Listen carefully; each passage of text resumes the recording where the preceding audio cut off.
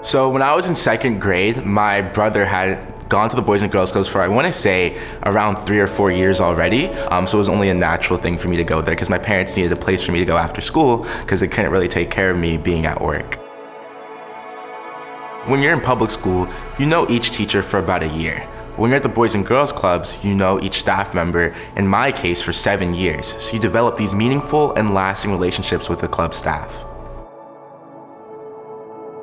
So my middle school, Neilsville Middle School, was nicknamed the Prison on the Hill because of its crumbling facilities and underinvestment, and my high school, Poolesville High School, was consistently ranked the #1 school in Maryland because Poolesville High School was a magnet school. And for myself, I actually attended the STEM magnet program, and I was the only black student by the time I graduated out of 240 students in this program.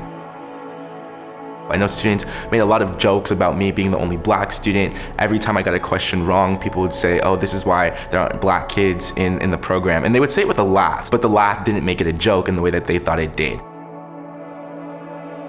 So when I was at the Boys and Girls Clubs as a kid, I learned about black excellence through the mentors that I had. I know at one point in 2012 when the gym was opening up, we were actually visited by the governor and other politicians, all of diverse backgrounds. So I saw a lot of people who looked like me in these positions of power. And even though when I was in high school, I didn't have people who looked like me around me, I knew that it was possible.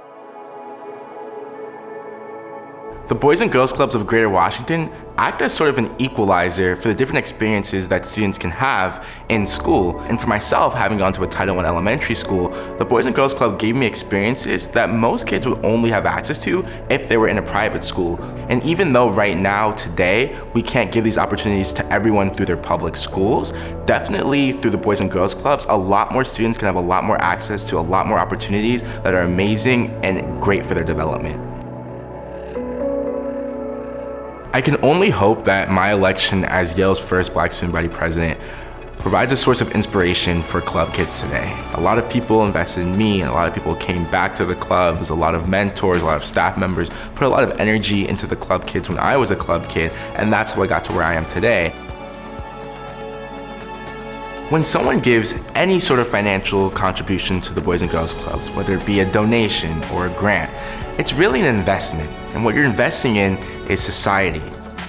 There are numbers and statistics of students who were getting in trouble at school before they came to Boys and Girls Clubs and are not anymore, who were eating unhealthily before the Boys and Girls Clubs and are not anymore. But I think the thing that's most important is the qualitative data. So if you go and you visit a Boys and Girls Clubs and you look at any of the students there or what they're doing or any of the staff members, you'll see smiles on their faces and you'll see them with so many opportunities and experiences that they wouldn't have otherwise. And that's how you know that your investment is working.